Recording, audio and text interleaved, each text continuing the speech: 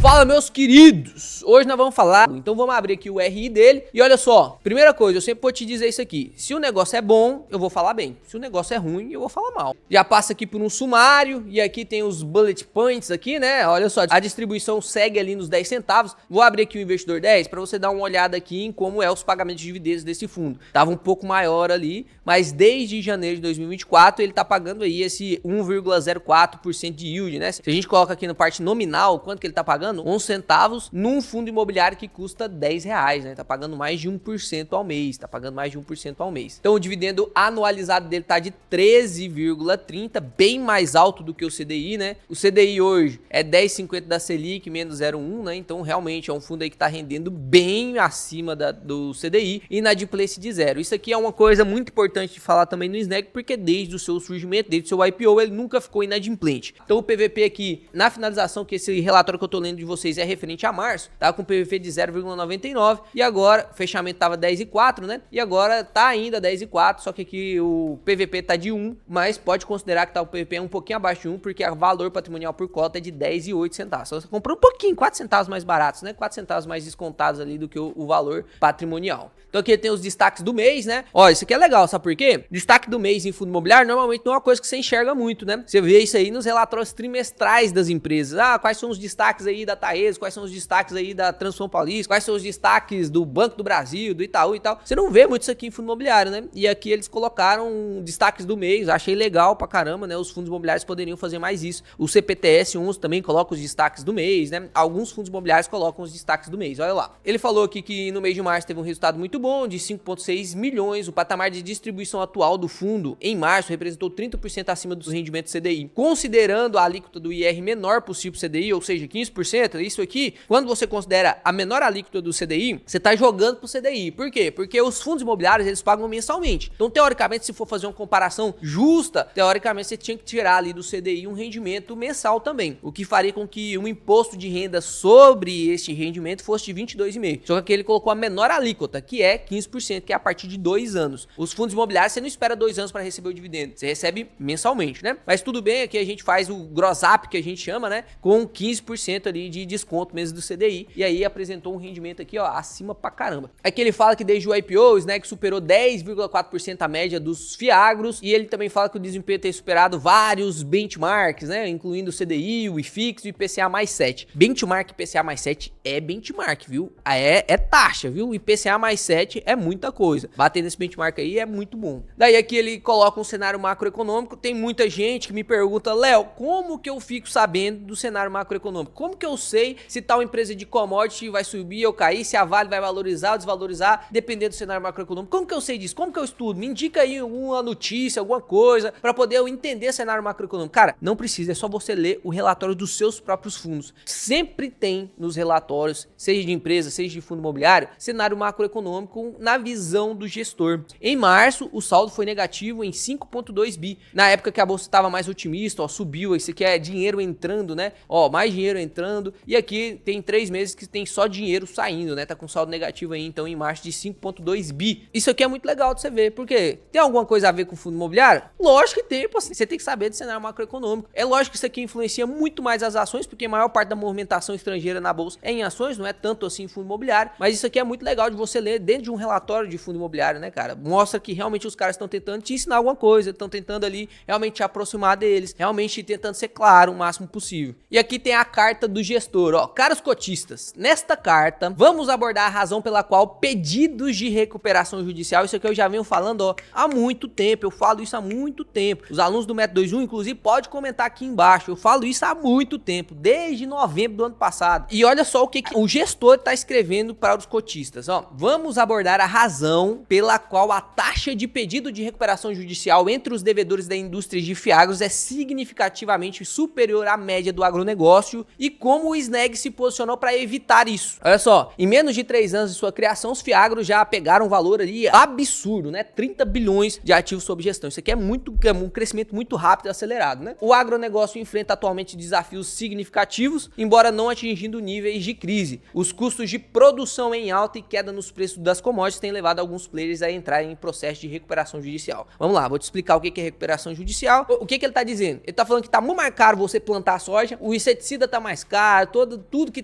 precisa para poder fazer, e a plantação tá mais caro, o arrendamento tá mais caro, as máquinas estão mais caras, tudo para produção tá mais caro. E junto a isso, o saco de soja tá mais barato. Então eu gasto mais para produzir e eu vendo mais barato, ou seja, minha margem tá muito curtinha. E olha só aqui, ó. Aí ele fala, ó, ao analisarmos a situação retrospectivamente, olhando para trás, o que aconteceu com os principais fiagros que entraram com inadimplência e se lascaram? O que aconteceu? Eles estão analisando retrospectivamente. É possível identificar que os fiagros enfrentam atualmente um aumento significativo dos pedidos de recuperação. Tá falando aqui abertamente, top demais, né? Ou inadimplência entre seus devedores. E eles cometeram o erro por optarem em financiamentos de curto prazo. Aqui tá o segredo, aqui eles esclareceram. Olha só, essa escolha os colocou em uma posição desfavorável devido à intensa competição existente entre grandes bancos e o Plano Safra, os quais dominam o mercado de crédito agrícola do curto prazo. O Plano Safra, ele tem dinheiro, financiamento subsidiado do governo. Então é muito difícil conseguir competir com isso, né? Muito difícil competir com isso. Aí ele fala aqui, ó, como resultados, muitos fiagros se encontram concedendo crédito a devedores que foram rejeitados pelos bancos e pelo Plano Safra, assumindo assim um risco consideravelmente maior do que o da média do setor. Aí ele falou aqui, ó, na nossa análise, a seleção adversa do crédito realizado por alguns fiagros, ou seja, ficar com a sobra dos bancos, é o principal fator responsável pelos pedidos de recuperação judicial. Inicialmente, é importante destacar que o crédito curto é ruim para os fiagros, porque tem que competir com o banco, mas tem muito crédito longo que pode ser oferecido. E esses créditos de longo prazo é para quê? Para irrigação, armazenagem de grãos, infraestruturas nas fazendas, industrialização na produção. Tem pouca concorrência, uma vez que os bancos tradicionais não têm capacidade de oferecer financiamento de longo prazo. E essa é a estratégia da SNEG. E aí ele fala, olha só, nossa estratégia é essa aqui. A gente tá emprestando aqui, ó,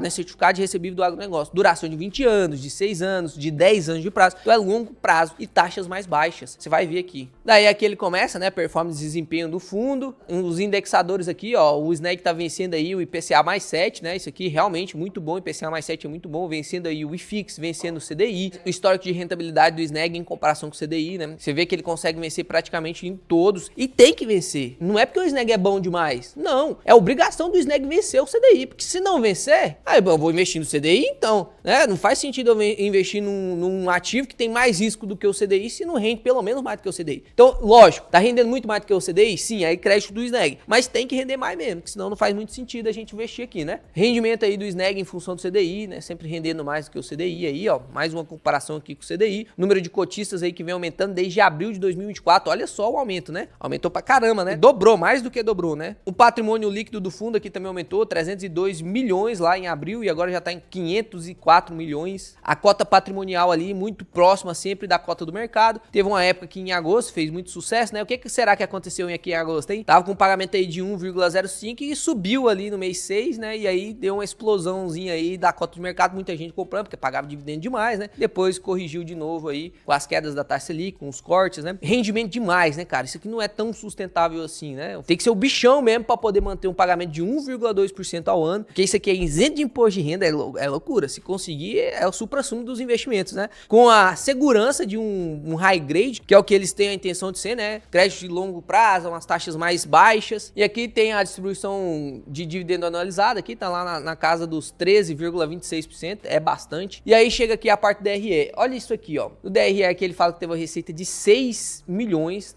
Imagina só, você tem um patrimônio líquido de 504 e você teve uma receita de 6, é muito rendimento, né? É muito mais do que 1% ali, né? E aí, desse rendimento aqui de 6, acompanha aqui comigo esse raciocínio, ó. Desse rendimento aqui, dessa receita distribuível de 6 milhões aqui, 3 milhões foi dos juros. Então, tá tendo aqui 3 milhões de juros, né? Que é dos CRAs, renda de aluguéis, ou seja, ele é um fiagro que também tem imóveis, ele tem 3 imóveis, já vou mostrar pra vocês, aplicação do caixa, tem um pedacinho do dinheiro no caixa ali, isso fica rendendo, né? Se ele coloca lá 100% CDI, vai render 100% CDI, aí movimentações de ativo e despesa. Teve a despesa aqui de 422 mil reais. Mas presta atenção aqui comigo, se a gente fizer uma soma simples aqui, ó, da onde que tá vindo esses 6 milhões? Porque aqui fala que a receita distribuível, que é o ponto 1, dá 6 milhões. E aí ele destrincha aqui o ponto 1, ó. Ponto 1A, 1B, 1C, 1D, 1E, certo? E aí, se a gente somar ali os pontos 1, ó lá, 3 milhões, né? Vou até colocar aqui 4 casas, ó. 3 milhões mais 372 mais 80 mais 43. Dá quanto? Dá 3,5 milhões, não dá 6. Da onde tá vindo o restante? Porque quando a gente vai vai aqui para despesa, a gente tem que tirar daqui as despesas, né? Menos 422, fica 3,1 bi. E aí ele soma aqui com a reserva de lucro, que é o que tá guardado, né? Então vou somar mais 1.502 aqui, fica um resultado, teoricamente, de 4,6 bi. Mas aqui você consegue perceber que o resultado não tá de 4,6 bi, tá de 7,1 bi. Ou seja, tem um dinheirinho aqui que ele não deixou bem certinho aqui na DRE simplificada, que da onde que tá vindo, né? Da onde que tá vindo. Mas realmente é um resultado absurdo, né? Olha os resultados dele aqui e olha a distribuição dele, né? Então a distribuição tá na casa dos 5 milhões, os resultados dele final ali tá de 6. Então tá conseguindo guardar saldo acumulado o tempo todo, né? E é um saldo acumulado absurdo, cara. É um saldo acumulado absurdo. A gente consegue ver, inclusive, aqui, ó, o lucro acumulado, né? Quanto de dinheiro tem acumulado por cota. Então quando você compra, por exemplo, você vai vir aqui comprar o Snag agora, ó, ele tá custando R$10,04, certo? Só que quando você compra ele, quanto de reserva de lucro? Quando você compra, você já tem automaticamente essa reserva de lucro por cota, né? Você comprou uma participaçãozinha. Então você tem 4 centavos. Então, na verdade, você não tá pagando 10,04, você tá pagando R$10, né? E se a gente fizer essa conta, ó, 10,04, menos o saldo acumulado, que já chegou a ser 6, né? Mas agora tá 4 centavos, ó. Menos os 4 centavos lá, fica R$10. E aí a gente pega o rendimento, que é de 11 centavos, dividido por R$10, vezes 100 para vir em porcentagem, o rendimento aí tá de 1,1, né? 1,1 de yield mensal. Absurdo, isento de imposto de renda. E aqui ele mostra, né, o resultado. Como que foi a composição do resultado. Aqui ficou ruim porque é quase tudo a mesma cor, né? Quase tudo a mesma cor. Eu entendo que é o brand aqui e tal, né? É até bonito essas cores aí, ficou bom pra analisar, mas ficou tudo a mesma cor. Aqui eu tenho um problema na divisão, não consigo enxergar direito. Então, essa parte mais rosada aqui, ó, é a reserva de lucro. Você consegue ver que ele tá trabalhando com reserva desde abril de 2023, hein? Então, é um fundo que realmente é como se ele estivesse guardando um dinheirinho, né? Igual o banco lá que fica com a PDD, né? É como se ele estivesse guardando um dinheirinho pra provável, caso ocorra alguma inadimplência, ele tem uma reserva de lucro. Ele nunca distribui tudo, né? Então, tá lá, ó, sempre trabalhando com a reservinha de lucro. Aí tem os juros, que é a maior parte do resultado, né? E tem que ser mesmo, porque ele empresta o dinheiro, né? Então a maior parte do resultado aqui vem dos juros mesmo, que é um empréstimo. Aí tem aluguel aqui, que é um pedacinho. E tem aqui um pouquinho desse resultado aqui, eu não sei se você consegue perceber. Deixa eu até dar um zoom aqui, ó. Tem um pouquinho do resultado assim, acima desse roxinho aqui, ó. Tem um pouquinho aqui que é de rendimento do caixa, porque todo esse dinheiro que tá na reserva ali do caixa, ele rende, né? Então tem mais um resultadinho. Aqui você até consegue ver, ó, resultado de juros de CRI foi os 11 centavos, aí teve o aluguel que foi 1 centavo, representa 1 centavo, aí tem a reserva de lucro e o lucro acumulado aqui, então deu tudo isso aqui de resultado, né? Realmente, tá absurdo. E aí agora vem o principal ponto positivo, na minha opinião, do Snag frente a todos os outros fiagros, né? Porque se eu fosse ter um fiagro na carteira, eu escolheria um fiagro que tem menos risco. Eu não seria convencido por um fiagro que, me promete entregar 18% de dividendo yield, porque eu sei que isso aí não é sustentável. Então eu procuraria um rendimento, sim, se eu fosse colocar, ficaria ali na parte de risco da carteira e seria para poder aumentar meu yield, porque paga pra caramba. Isso aqui é um fundo que paga pra caramba, né? Não tem como negar que paga pra caramba. E ele até então tá conseguindo evitar todos os problemas que os outros fiagros têm. Então pode ser uma escolha? Lógico que pode ser uma escolha. Olha aqui para você ver, ó, patrimônio líquido do fundo é 504. Olha o número de devedores na carteira, 251 devedores. Então não é aquele tipo de fundo que coloca 60% do seu patrimônio líquido em um devedor só. Porque aí, se aquele devedor se lascar e ficar inadimplente, é 60% da receita que vai embora. Então, diversificação, pulverização dos CRIs é muito bom. CRIs não, aqui no caso dos CRAs, né? Porque aqui tá no caso, né, falando de fiagro. Aí você vê aqui que a maior parte tá indexada a CDI mais 3, então perceba, nada abusivo. Isso aqui, respeito, né? O Snag não tá preocupado em te impressionar em quanto dividendo ele paga. Aqui ele mostra quais são os CRAs dele, né? E aqui você pode pensar, inclusive, que não faz sentido, né? Pô, 66% do PL aqui, que é o patrimônio líquido do fundo, tá apenas em um CRA, né? Que é esse pulverizado aqui. Só que lembre, perfil de risco, pulverizado. Aqui embaixo, inclusive, ele mostra, deixa eu descer aqui, ó, um gráfico muito bom. Olha só, os 60% aqui, que tá